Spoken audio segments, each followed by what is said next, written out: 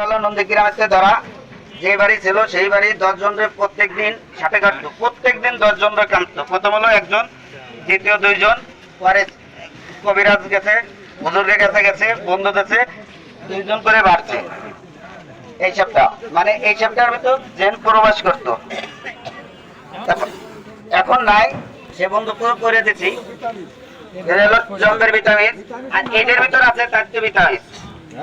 ঠিক আছে, তবে এই সাপটা আনার পর তারা ভালো, এখন তাদের ফ্যামিলি সবাই ভালো আছে, তাদের বন্ধুদের এতেও ভালো। ঠিক আছে, আপনাকে আমার ঠিকানা সবাই জানেন, আমার বাড়ি পানাই, আমি নিখিল ডাক্তারের ছেলে।